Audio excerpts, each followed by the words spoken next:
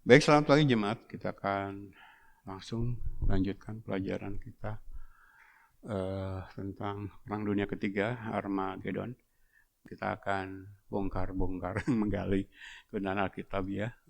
Pusatnya di Zakaria pasal 12 sampai pasal 14. Nanti kita akan lihat juga kitab Wahyu, Yesaya, Yeremia, lalu tentu saja Daniel, Yoel,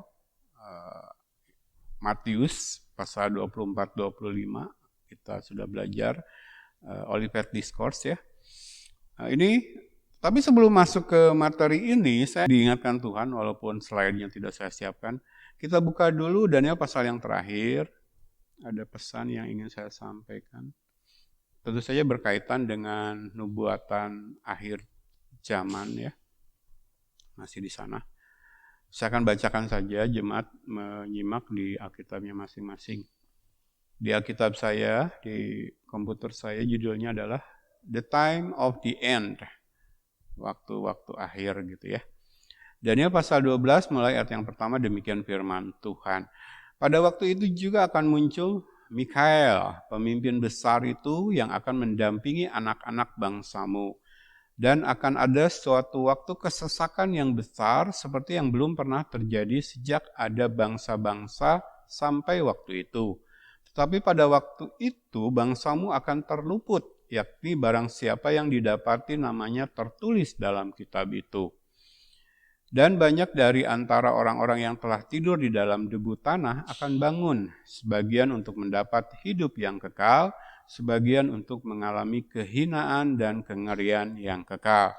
Dan orang-orang bijaksana akan bercahaya seperti cahaya cakrawala, dan yang telah menuntun banyak orang kepada kebenaran seperti bintang-bintang, tetap untuk selama-lamanya. Ayat 4, tetapi engkau, Daniel, sembunyikanlah segala firman itu, dan meteraikanlah kitab itu sampai pada akhir zaman.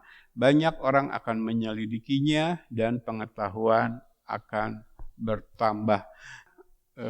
Kita coba bahas 10 menit ini, tapi lebih cocok, sebentar ya, lebih cocok saya perlihatkan dulu, ini ya, sementara kita membahas Daniel.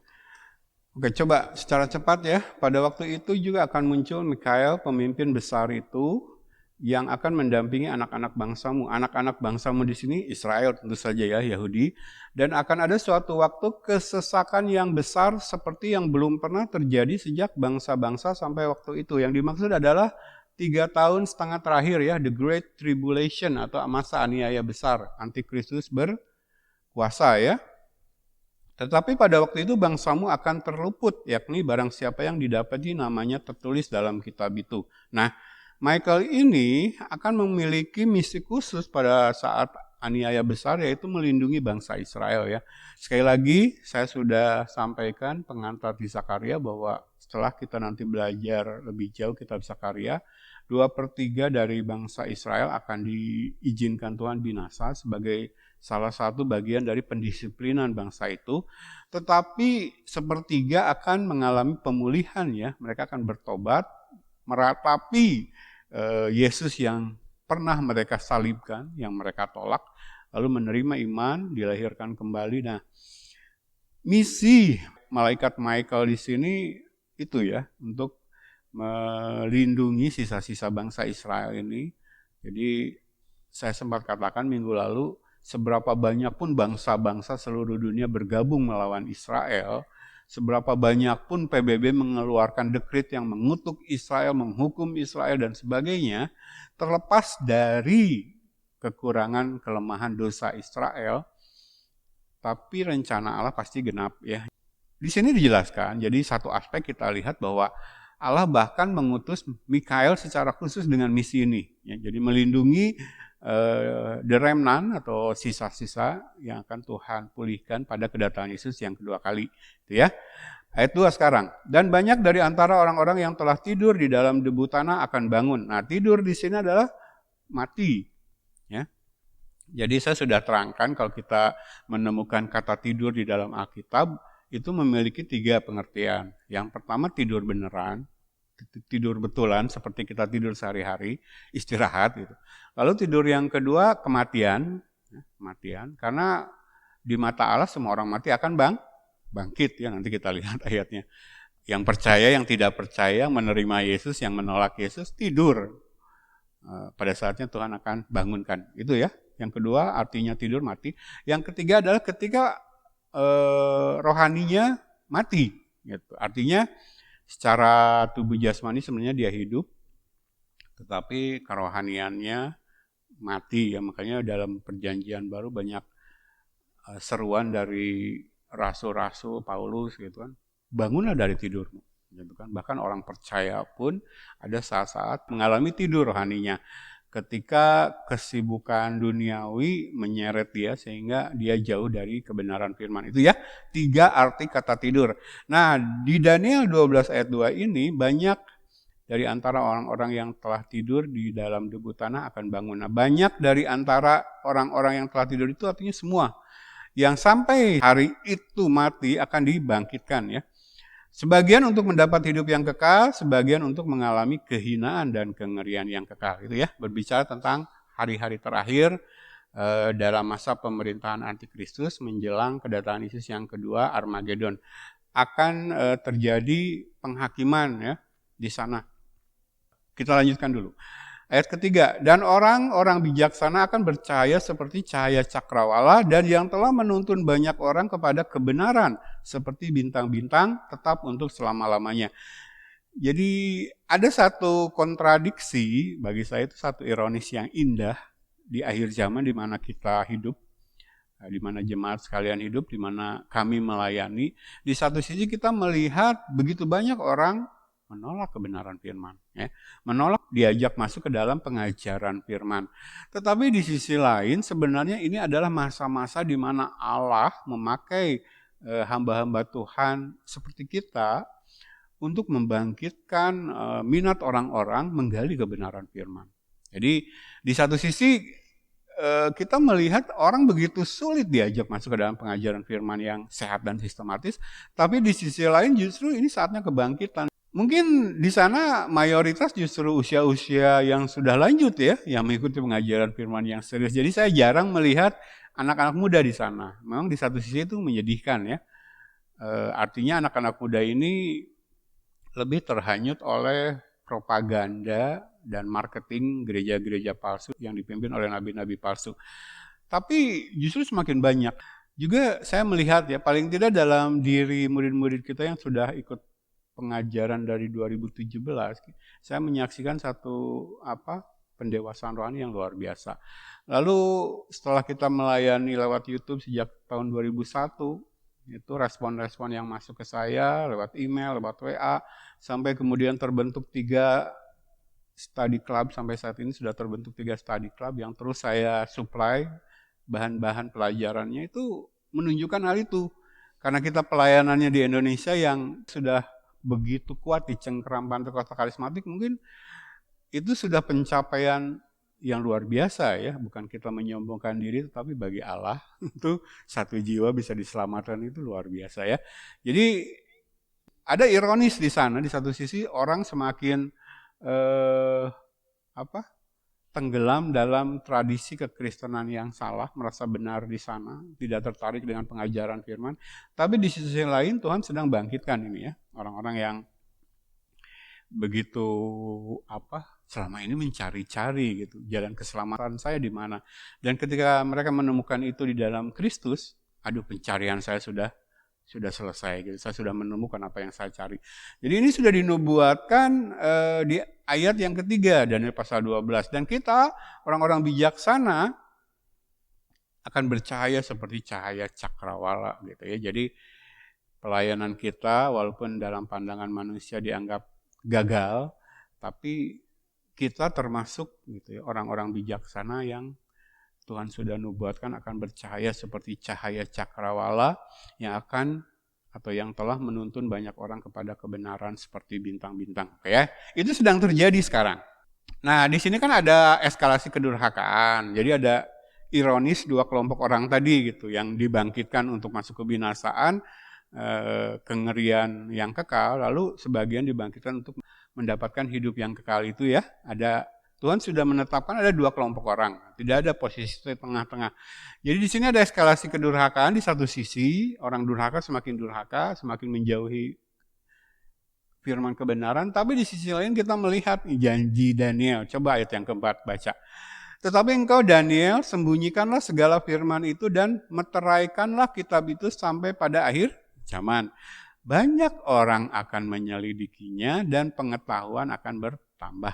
Jadi pengetahuan ini dari sisi sekuler, kita melihat kemajuan iptek begitu luar biasa. Tapi di sisi rohani, Allah menyingkapkan dengan sedemikian masif kebenaran firman. Roh Kudus bekerja di sana. Dan banyak orang akan meneliti firman Tuhan. Jadi kita ada 2 gerakan yang ironis ya. Di satu sisi orang durhaka semakin durhaka, tidak benar semakin tidak benar. Tapi orang yang benar, semakin menguduskan dirinya. Kita Bayu sendiri menuliskan realitas itu.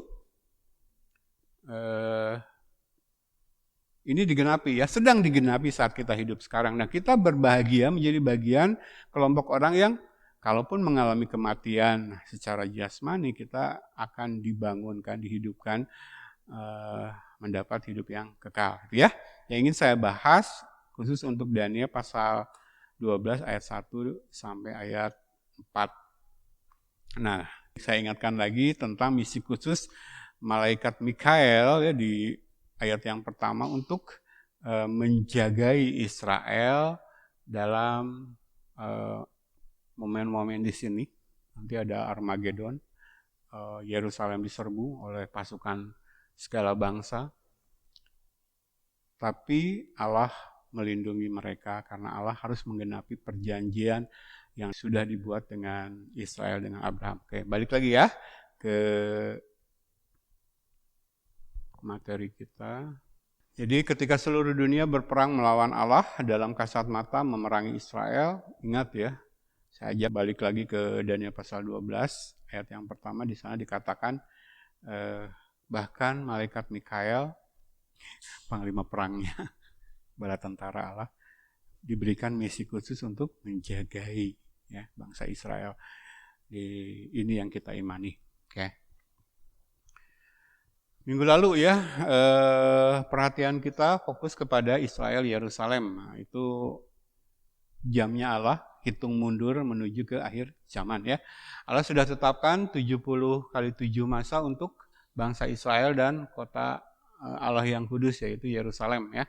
Jadi perjalanan sejarah kita sebut sekuler yang kasat mata kelihatan itu mengikuti urusan Allah terhadap bangsa Israel. Jadi penggenapan janji Allah terhadap bangsa Israel itu yang akan menentukan jalannya sejarah yang kelihatan.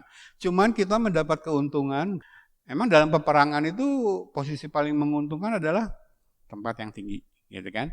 Jadi musuh datang di bawah itu, aduh, tidak mungkin bisa mengalahkan yang posisinya di atas.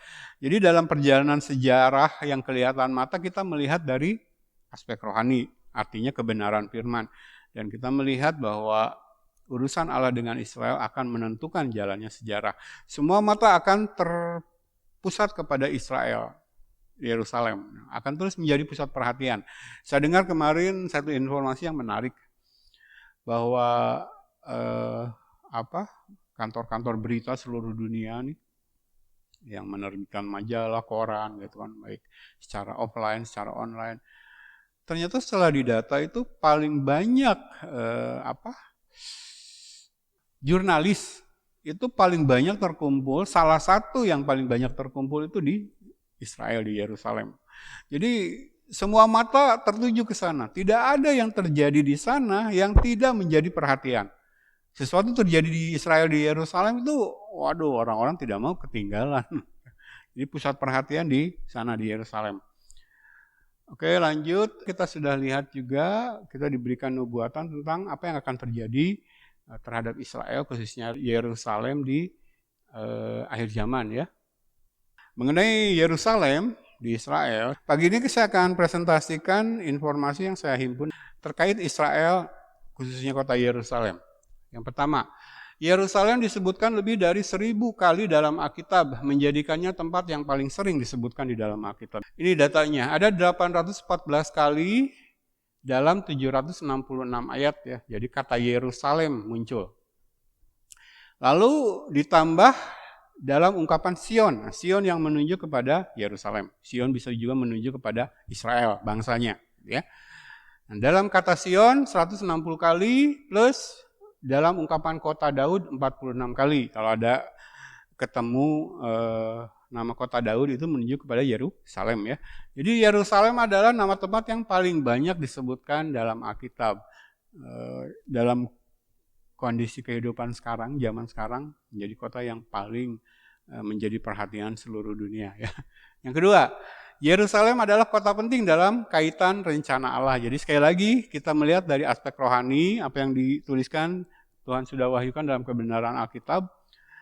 Kita melihat urusan Allah dengan Israel, dengan Yerusalem, itu yang akan menentukan perjalanan sejarah dunia secara umum. Tapi kita bisa melihat realitas rohani ini yang kepada mereka ditutupkan, disembunyikan gitu ya.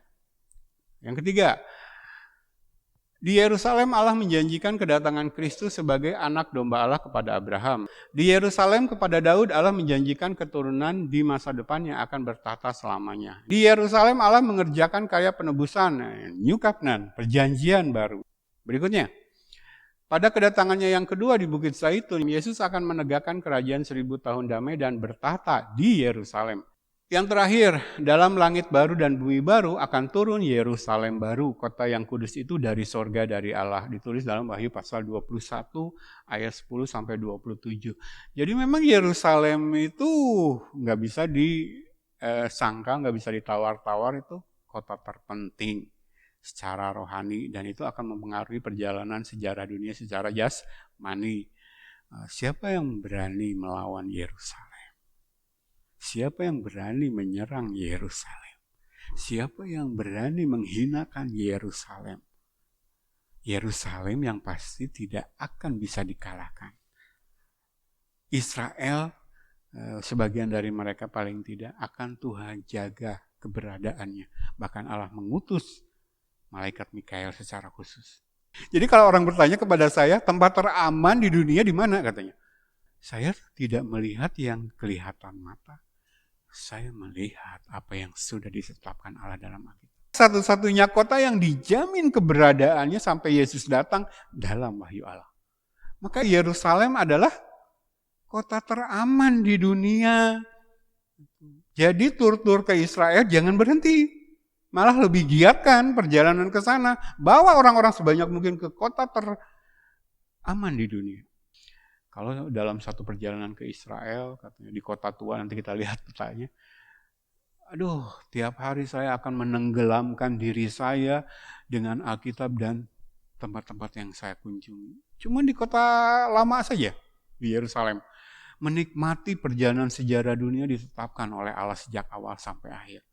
Nah, kita mau kunjungan ke Israel itu seperti itu, bukan dalam tradisi Pantekosta karismatik yang cuma jadi ajang memeras uangnya jemaat gitu kan, dibodoh-bodohi untuk tur ke Israel, tapi sekedar kunjungan seperti itu. Kita mau benar-benar kunjungan secara rohani yang memperkaya rohani. Coba setelah kita belajar ini lalu kita pergi berangkat ke Israel mengunjungi Yerusalem, itu akan jadi perjalanan yang luar biasa.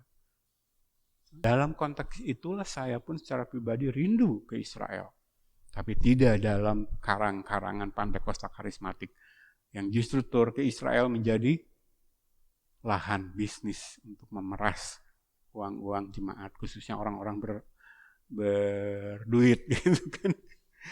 Seolah dengan berangkat ke Israel, ting, tiba-tiba berubah jadi lebih rohani. Tidak ya, kita berubah menjadi rohani itu bukan karena berkunjung ke Israel, tapi kalau kita diperdalam dalam relasi kesetiaan kita, kedisiplinan kita tinggal dalam pengajaran firman yang sehat dan sistematis, maka kunjungan ke Israel akan menambah kedalaman itu ya.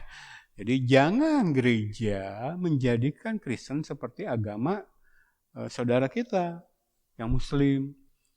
Kalau di agama saudara kita yang muslim memang dalam imannya diajarkan bahwa kunjungan ke Mekah itu bagian dari iman mereka. Gitu kan. Tapi Kristen nggak ada perintahnya untuk kita berkunjung ke Yerusalem. Dan jangan khawatir, nanti ayat-ayatnya akan saya kasih lihat.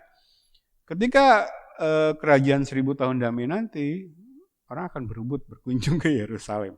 Nah, mengenai Israel saya sudah mengumpulkan paling tidak 18 teks Alkitab paling favorit bagi saya ya, mungkin bagi jemaat masing-masing yang belajar sendiri tentang kitab Sakaria, tentang pentingnya Israel Yerusalem bagi penggenapan rencana kekal Allah, akan menemukan ayat-ayat yang berbeda ya. Tapi ayat-ayat yang saya temukan teks Alkitab, ada yang satu ayat, ada yang beberapa ayat, saya sudah himpun ya. Saya akan tampilkan sekilas saja, nanti jemaat kalau pengen melihat lebih rinci videonya ya. Jadi saya perlihatkan sekilas saja di sini. Mulai dari ini ya, yang pertama Yehezkiel 48 ayat 35. Jadi keliling kota itu, ini menunjuk kepada Yerusalem, adalah 18.000 hasta. Sejak hari itu nama kota itu ialah Tuhan hadir di situ. Indah ya. Tuhan hadir di situ, bagaimana manusia bisa menghancurkannya? Ingat ya.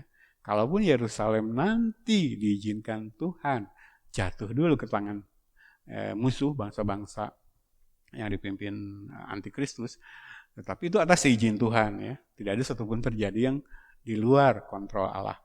Tapi untuk pada akhirnya Tuhan akan memulihkan. Jadi itu bagian dari pendisiplinan Allah terhadap bangsa Israel. Kenapa? Karena ini kota itu bernama Tuhan hadir di situ. Ada yang berani melawan Allah? Ada yang berani melawan kota di mana Allah hadir di sana? Itu perbuatan sia-sia. Hanya dilakukan manusia yang tanpa pengetahuan, tidak memiliki pengertian yang benar akan kebenaran, bebal, tidak berakal budi, bodoh. Kita sudah belajar ya. Maka itu adalah menjadi tindakan yang paling bodoh sehingga Allah dari surga menertawakan dan mengolok-olok. Melawan Allah, berani melawan Yerusalem. Oke ya, itu yang pertama. Lalu ada ayat-ayat lain, saya perlihatkan nanti di videonya. Saya bacakan yang terakhir aja ya, yang ke-18. Agak panjang. Sakaria 8 ayat 21.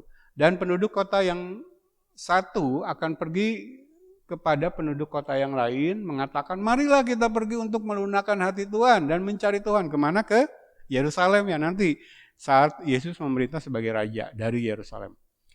Dan mencari Tuhan semesta alam. Kami pun akan pergi. Jadi banyak bangsa dan suku-suku bangsa yang kuat akan datang mencari Tuhan semesta alam di Yerusalem. Di sana Yesus akan bertata. Dan melunakkan hati Tuhan. Beginilah firman Tuhan semesta alam. Pada waktu itu 10 orang dari berbagai-bagai bangsa dan bahasa akan memegang kuat-kuat punca jubah seorang Yahudi dengan berkata, kami mau pergi menyertai kamu sebab telah kami dengar bahwa Allah menyertai kamu. Jangan macam-macam dengan bangsa Yahudi. Mereka binasa, kalau Allah izinkan binasa dalam proses pendisiplinan bangsa itu secara keseluruhan. Tetapi berniat membinasakan Yahudi perbuatan sia-sia manusia. Secara rohani itu adalah tindakan melawan Allah ya. Jadi ini ayat terakhir yang menyebut nama Yerusalem ini dalam kaitan nanti ya.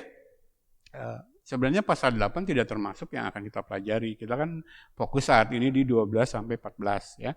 Tapi Tuhan sudah menubuatkan sebenarnya bahwa Yerusalem itu tadi ya lebih dari 1000 kali disebut dalam Alkitab. Memang kotanya Allah gitu ya. Yang Allah jamin eksistensinya sampai Yesus datang kali yang kedua. Oke, nanti jemaat lihat secara rinci ayat-ayat ini. Lanjut.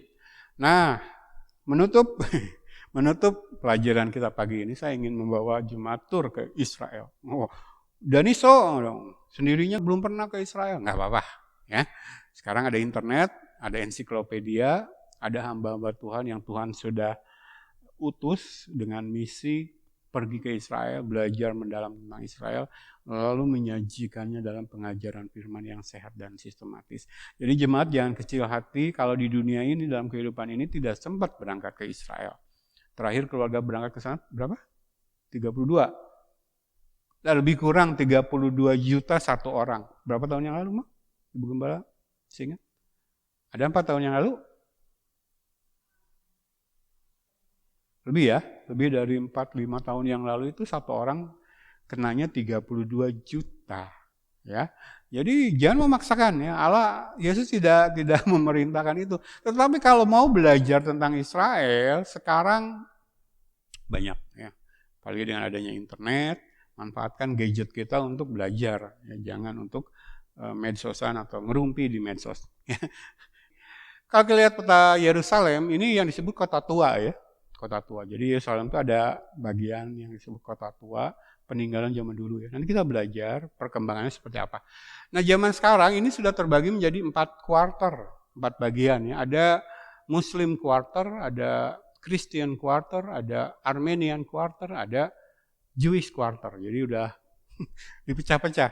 Nah, nanti kita lihat ya, berani memecah-mecah manusia akan berhadapan dengan Allah. Allah akan memulihkan dan mempersatukan Yerusalem untuk kemudian memberikannya kepada bangsa Yahudi yang memang sejak awal menerima kota ini, mendirikan kota ini. Lalu di sini yang kotak tanda kuning ini, warna kuning ini ada kompleks Masjid Al-Aqsa ya. Ada Dome of the Rock, kubah ini warna emas yang terkenal. Ini masuk ke dalam Muslim Quarter ya. Punyanya kelompok Islam. Ini ada Masjid Al-Aqsa yang menghadap ke Ka'bah ya, kiblat mereka. Lalu kita tampak sederhananya seperti ini, Old City ini, kota tua Yerusalem. Di sini ada lembah Hinnom, ada lembah Kidron. Kalau belajar nubuatan di kitab Yoel akan ketemu ya, lembah Hinnom, lembah Kidron. Di sini ada Bukit Zaitun. Di sini ada Getsemane. Nanti peta yang berikutnya akan lebih jelas ya. Tapi yang ingin saya perlihatkan dari peta ini adalah ada satu wilayah yang jarang diperhatikan orang, bahkan yang bolak-balik tur ke Israel adalah ini. Yang ada huruf D-nya ini yang grey, abu-abu. Ini disebut kota Daud. Jadi the city of David itu ini. Kalau kita perhatikan seperti lidah yang menjulur ya, kalau dikaitkan dengan kota tua ini. Yerusalem. Ini kota Daud. Nah, kalau dalam petanya seperti ini. Jadi ini kota tua Yerusalem. Old City ini, kotak ini. Lalu ini adalah kota Daud, the city of David. Yang kasih tanda garis putus-putus. Ya, seperti lidah yang menjulur dari kota tua. Ya, jadi sebelah kirinya dia lembah Kidron, sebelah kanannya lembah Hinnom. Oke, lebih jelas saya perlihatkan peta berikutnya. Nah, mudah-mudahan terlihat oleh jemaat. Jadi ini Dome of the Rock ya, yang kompleks Masjid Al-Aqsa ini di kota tua. Lalu ini adalah the city of David, kota Daud yang tadi seperti lidah menjulur.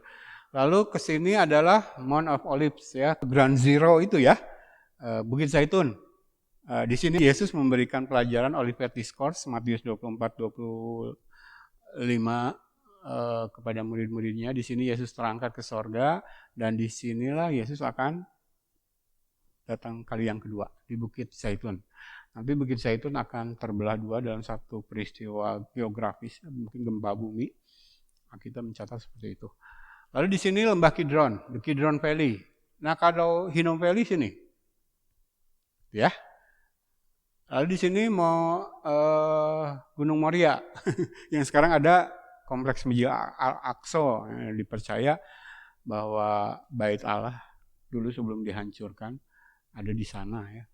Ini yang menjadi pusat sengketa perhatian seluruh dunia. Di sini akan berdiri lagi Bait Allah yang ketiga. Ketika masuk masa aniaya,